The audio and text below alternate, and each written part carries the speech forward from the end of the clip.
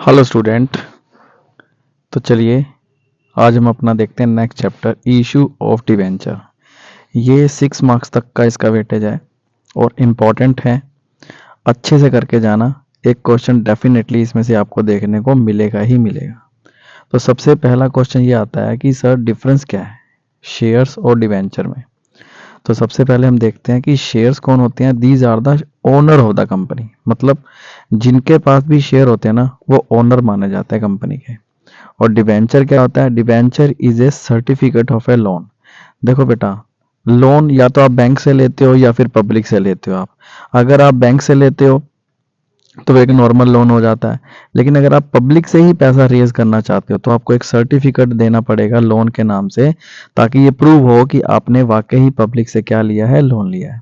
तो it is A certificate of A loan, मतलब ये एक तरह की डिबेंचर क्या है, लाइबिलिटी है कंपनी के लिए लोन की फॉर्म में। यानी कि कई बार बच्चा पूछता है ना बार बार, सर डिबेंचर क्या होता है? डिबेंचर कुछ नहीं है, जस्ट एक लोन लिया है आपने और उसके लिए आपने एक सर्टिफिकेट इशू किया है, तो उस सर्टिफिकेट का जो नाम डाल दिया गया वो डिबेंचर डाल दिया गया। नेक्स्ट, शेयर्स वालों को क्या राइट है रिसीव करने का? डिविडेंड। डिविडेंड बोले तो प्रॉफिट का ही एक part, but not at a fix rate. लेकिन इसका रेट जो है वो फिक्स नहीं होता है, किसी टाइम 10% कंपनी दे देती है, कभी 5% दे देती है, कभी 20% तक भी दे सकती है। कोई रेट फिक्स नहीं होता है। लेकिन डिबेंचर वालों को क्या मिलता है? एक फिक्स रेट से इंटरेस्ट मिलेगा। रेट फिक्स कर दिया जाएगा 10%, 12%। यानी कि आपको अगर एक रेट फिक्स कर दिया तो हमेशा वही रेट से ही आपको इंटरेस्ट मिलेगा। एंड ना लास्ट जो है आपका डिफरेंस, डिविडेंड रिसीव तभी हो सकता है अगर कंपनी के पास प्रॉफिट अवेलेबल हो। अगर प्रॉफिट ही अवेलेबल नहीं है तो ध्यान रखना डिविडेंड नहीं मिलेगा ओनर्स को, यानी शेयर्स के ऊपर डिविडेंड नहीं दिया जाएगा। लेकिन अगर बात करें डिबेंचर जिनसे आपने लोन लिया है, उनको कोई मतलब नहीं है आपकी कंपनी में प्रॉफिट है, लॉस है, कम है प्रॉफिट, ज्यादा है प्रॉफिट। उनको तो भैया अपना इंटरेस्ट चाहिए ही चाहिए। Interest is received even the company has no profit. Company को कुछ भी हो, प्रॉफिट हो, लॉस हो, लोन जिनसे लिया है उनको इंटरेस्ट तो देना ही पड़ेगा। ठीक है, तो ये मेजर डिफरेंसेस हैं तीन। इतना भी करके अगर आप जाते हो तो आपको थोड़ी सी नॉलेज होनी चाहिए कि दोनों में डिफरेंस क्या होता है। अब इसमें टॉपिक कौन सा कवर होता है? सबसे पहला टॉपिक कवर होता है consideration other than cash. Same to same आपने ये इशू ऑफ शेयर्स के अंदर भी आपने देखा था। अब दोनों में डिफरेंस क्या है? अगर मैं शेयर्स वाला चैप्टर करवाता हूं तो जानते हो जो शेयर इशू होते हैं ना वो फेस वैल्यू पे या एट पार पे बोल लो आप। फेस वैल्यू क्या होती है? मान लो 10 रुपए का अगर एक शेयर था तो 10 में ही अगर आपने इशू कर दिया तो उस इट मीन्स कि वो फेस वैल्यू पे इशू हुआ है। लेकिन शेयर्स आप प्रीमियम पे भी इशू कर सकते हो। आप याद है ना, 10 वाला शेयर आप 5 रुपए प्रीमियम यानी 15 रुपए में भी इशू कर सकते हो आप। ठीक है सर, लेकिन डिवेंचर में एक खास बात क्या है? फेस वैल्यू पे तो इशू कर ही सकते हो, प्रीमियम पे भी इशू कर ही सकते हो, ये तो बिल्कुल शेयर्स की तरह ही हो गया ना। इसमें एक एक्स्ट्रा फीचर क्या है? ये डिस्काउंट पे भी इशू कर सकते हो आप। मतलब अगर आपका डिबेंचर 100 रुपए का है ना तो आप 20 रुपए का डिस्काउंट देके इसको 80 रुपए तक का भी बेच सकते हो। लेकिन ये फीचर शेयर्स में नहीं होता है। शेयर्स कभी भी डिस्काउंट पे इशू नहीं हो सकते। ठीक है, तो आइए इसमें देखते हैं कि करना क्या हमें। तो सबसे पहले मैंने आपको क्या बता रखा है इसके अंदर, जिन्होंने शेयर्स वाला चैप्टर पढ़ा होगा, जिन्होंने शेयर्स वाला चैप्टर पढ़ा होगा उन्होंने ये जर्नल एंट्री अच्छे से सीख रखी होंगी। तो मैं यहाँ पर भी आपको एक बार थोड़ा सा बता देता हूँ कि जर्नल एंट्री में इसमें क्या क्या करने के दिखाना होता है। सबसे पहले आपको पता है ना, एक कंपनी दूसरी कंपनी को परचेज करती है तो उस केस में हम पहली जर्नल एंट्री क्या बनाते हैं? एसेट्स अकाउंट डेबिट, यही बनती है ना। एसेट्स अकाउंट डेबिट, किसी कंपनी को अगर आप खरीदोगे तो एसेट्स निकलेंगी। टू लाइबिलिटीज, लाइबिलिटीज भी निकलेंगी। और टू उस कंपनी का नाम जिस कंपनी से आपने पूरी कंपनी परचेज करी है, वो कोई भी कंपनी हो सकती है। अगर कंपनी का नाम ना पता हो आपको तो फिर आप एक वर्ड यूज कर सकते हो, वेंडर। अब यहाँ पर डिफरेंस आ सकता है आपकी एंट्री में, या तो डेबिट साइड में आएगा या क्रेडिट साइड में आएगा। अगर डेबिट साइड में डिफरेंस आता है तो मैंने आपको बोला था गुडविल के नाम से हम शो करते हैं। लेकिन अगर यही डिफरेंस आपका यहाँ पर आ जाए क्रेडिट साइड में तो हम कैपिटल रिजर्व के नाम से इसको मेंशन करते हैं। यही बोला था ना। अब नेक्स्ट एंट्री क्या बनती है आपकी? इसकी नेक्स्ट एंट्री में आप क्या करते हो? वेंडर जो कंपनी है, जो भी कंपनी है या वेंडर है, company account debit, to bank. आपने हो सकता है उनको थोड़े बहुते पैसे पे कर दिए हो, और लास्ट एंट्री जो बनती है वो बनती है जो भी कंपनी है उसको आप अपनी कंपनी के क्या देना चाहते हो, डिबेंचर्स। ये 9% डिबेंचर। अब सर ये 9% क्या होता है, एक क्वेश्चन और आ जाएगा आपके दिमाग में। यही ऊपर मैंने बोला था ना कि डिबेंचर वालों को क्या मिलता है, इंटरेस्ट मिलता है, तो ये रेट फिक्स कर दिया कि 9% के हिसाब से डिबेंचर वालों को इंटरेस्ट मिलेगा। सर क्या ये हमेशा 9% ही रहेगा, नहीं भाई, 7% भी हो सकता है, 6% भी हो सकता है, 11% भी हो सकता है, कुछ भी हो सकता है। जब भी आपको परसेंटेज मिले तो समझ जाना कि ये जो लोन लिया है कंपनी ने वो किस रेट पे लिया है। इसका करना कुछ नहीं है आपने, बस इसके आगे मेंशन जरूर कर देना कि ये जो डिबेंचर इशू करे हैं ये कितने परसेंट वाले डिबेंचर हैं। तो ये 3 एंट्रियां आपको बनाकर दिखानी है। पहली एंट्री ये है assets account debit to liabilities to company. अगर डिफरेंस आता है तो डेबिट में गुडविल और क्रेडिट में कैपिटल रिजर्व। सेकंड एंट्री, अगर अगर आपने कंपनी को कुछ पैसा पे किया है तो कंपनी टू बैंक हो जाएगा आपका। और इसके बाद आपने थर्ड एंट्री में क्या करना है, कंपनी टू डिबेंचर। अब डिबेंचर या तो सिक्योरिटी प्रीमियम पे इशू करोगे तो क्रेडिट में आ जाएगा सिक्योरिटी प्रीमियम, और अगर आपने डिस्काउंट पे इशू करने हैं तो डिस्काउंट आपका डेबिट में आ जाएगा। ये इसमें एक्स्ट्रा फीचर था डिस्काउंट वाला। तो आइए एक बार क्वेश्चन देख लेते हैं ताकि आपको थोड़ा सा कंफ्यूजन जो है ना वो दूर हो जाए। देखो ये क्वेश्चन है, आपकी बुक के अंदर ही क्वेश्चन है, इसका मेरे पास क्वेश्चन नहीं है, सिर्फ सोल्यूशन है। गोल्डन लिमिटेड वाला, इसमें क्या लिखा हुआ है पता है, गोल्डन लिमिटेड ने सिल्वर लिमिटेड को परचेज कर लिया और उसमें से पता क्या क्या निकला, एक तो एसेट्स निकली, इसलिए एसेट्स अकाउंट डेबिट 5,50,00,000, और एक लाइबिलिटीज निकली 1,26,00,000। अब चेक कर लो आपकी बुक के अंदर गोल्डन लिमिटेड वाला क्वेश्चन होगा। अच्छा ये नहीं बताया कि सिल्वर लिमिटेड से गोल्डन लिमिटेड ने कितने रुपए में बिजनेस खरीदा है। तो जब ऐसा मेंशन ना हो ना कि कितने रुपए में, देखो बेटा कोई भी चीज खरीदोगे उसकी वैल्यू तो लगानी पड़ेगी ना कोई ना कोई।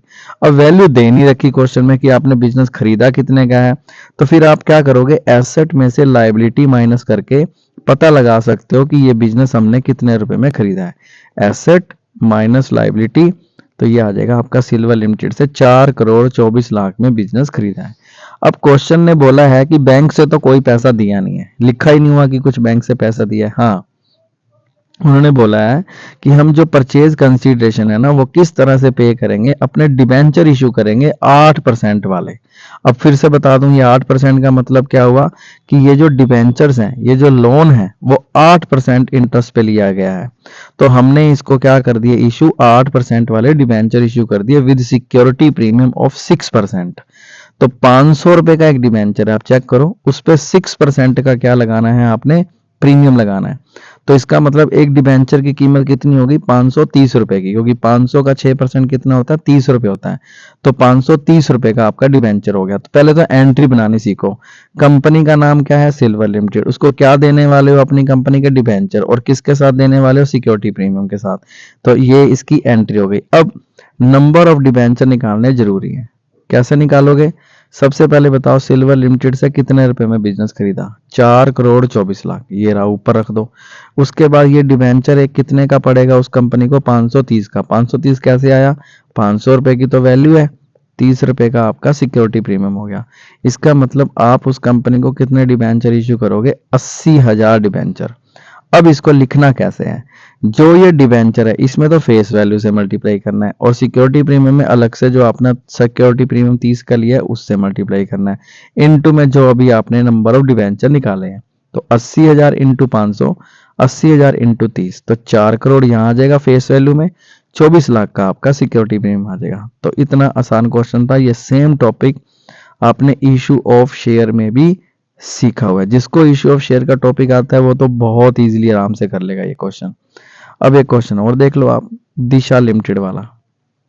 देखो दिशा लिमिटेड ने एसेट टेक ओवर करी है 8 लाख रुपए की, और लाइबिलिटी टेक ओवर करी है 3 लाख की। अब यहां तक की एंट्री बताओ क्या बनेगी, assets account debit 8 lakh, to liabilities 3 lakh. अब कहता है किससे कंपनी से खरीदा हमने, कीर्ति लिमिटेड से खरीदा। तो जिससे खरीदा है ना उसी कंपनी का नाम लिखा जाता है। कितने में खरीदा है ये भी बता दिया उसने, हमने 6 लाख रुपए में बिजनेस खरीदा है। तो आइए पहली एंट्री देखो कैसे बनेगी, assets account debit 8 lakh, to liabilities 3 lakh, और किससे कंपनी से खरीदा है? कीर्ति लिमिटेड से। कितने में खरीदा है आपने? 6 लाख। अब अगर ये ना दे रखा होता 6 लाख का, तो हम कैसे निकालते इसका अमाउंट? एसेट्स माइनस लाइबिलिटी, तो यहाँ पे 5 लाख आ जाता अगर ये वाला अमाउंट ना दे रखा होता। लेकिन ये तो दे ही रखा है 6 लाख रुपए का। अब इस एंट्री में डिफरेंस आना शुरू हो गया। तो डिफरेंस कहाँ आ रहा है? इधर 9 लाख है, इधर 8 लाख है, तो डिफरेंस आ गया डेबिट साइड में, तो गुडविल के नाम से डाल देंगे 1 लाख रुपया। ठीक है सर। आगे क्या क्वेश्चन बोलता है? आगे क्वेश्चन बोलता है कि हमने कीर्ति लिमिटेड को जो पेमेंट करनी है ना, वो इशू करेंगे 9% वाले डिबेंचर। अब 9% से क्या मतलब है बताओ? अब तो पता होना चाहिए कि ये जो डिबेंचर है ना, लोन है ना, जो उसके ऊपर जो ब्याज दिया जाएगा वो 9% के हिसाब से दिया जाएगा। और एक डिबेंचर कितने का है? 100 का। और उस पर प्रीमियम कितना चार्ज करोगे? 20 का। मतलब कि 120 रुपए का आपका डिबेंचर हो गया। तो बताओ जी कैसे एंट्री बनानी है? तो एंट्री बनाओ, जिस कंपनी को देने हैं Kirti limited debit to 9% debenture to security premium. तो यहाँ नंबर ऑफ डिबेंचर कैसे निकालोगे? कितने रुपए देने आपने कीर्ति लिमिटेड को? 6 लाख। और एक डिबेंचर कितने का पड़ेगा उसको? 120 का। तो कितने नंबर ऑफ डिबेंचर आ गए? 5000। अब इसको मल्टीप्लाई कैसे करोगे? 5000 को फेस वैल्यू से 100 रुपए की, 5000 को सिक्योरिटी प्रीमियम से, तो ये आपका अमाउंट आ जाएगा। अब आगे बढ़ते हैं और क्वेश्चन देखते हैं हम।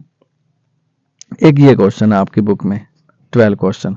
ए कंपनी के नाम से लिखा होगा, वहां पे लिखा हुआ है एक कंपनी ने दूसरी कंपनी को खरीदा, तो उसमें से एसेट निकली, तो assets account debit 12 lakh, liability निकली 2,20,000, और कंपनी का नाम नहीं पता, तो मैंने क्या बोला था?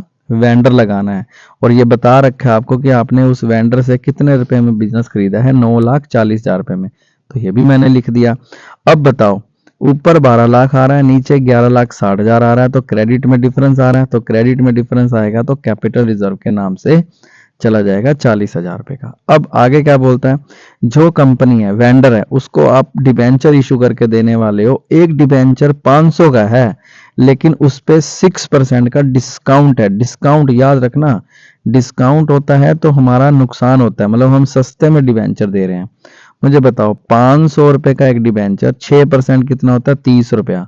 इसका मतलब एक डिबेंचर की कीमत कितनी हो गई? 470 रुपए। अगर प्रीमियम होता तो ऐड करते हो, डिस्काउंट होता है तो माइनस करते हो। अब एंट्री बनाओ सबसे पहले, वेंडर अकाउंट डेबिट जिसको डिबेंचर देने हैं, और डिस्काउंट है, याद रखना डिस्काउंट डेबिट में जाता है। Discount on issue account debit और टू डिबेंचर। तो यहाँ पे परसेंटेज नहीं दे रखी, ठीक है, उन्होंने गलती से मिस प्रिंट हो गया है या क्या कारण है, क्योंकि कोई भी डिबेंचर ऐसा नहीं होता जिसपे इंटरेस्ट का रेट ना हो। तो कोई बात नहीं, अगर नहीं लिखा तो आप भी मत लिखना। अब नंबर ऑफ डिबेंचर कैसे निकालने हैं? कितने पैसे देने हैं आपने? 9,40,000। याद रखना, जब भी नंबर ऑफ डिबेंचर निकालोगे तो आपको यही बात देखना है सबसे पहले कि कंपनी को कितने पैसे देने हैं आपने। 9,40,000। एक डिबेंचर कितने में पड़ा उसको? 470 रुपए में। तो कितने नंबर ऑफ डिबेंचर हो गए? 2,000।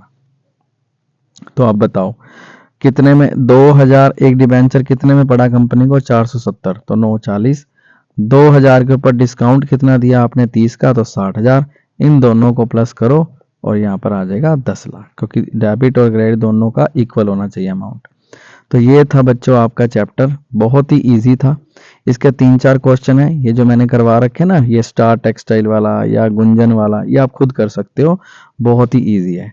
तो यहाँ पर हमारा फर्स्ट टॉपिक जो डिबेंचर का था वो फिनिश होता है। तो नेक्स्ट वीडियो में हम नेक्स्ट टॉपिक को कवर करेंगे कोलैटरल सिक्योरिटी के लिए। Thank you so much.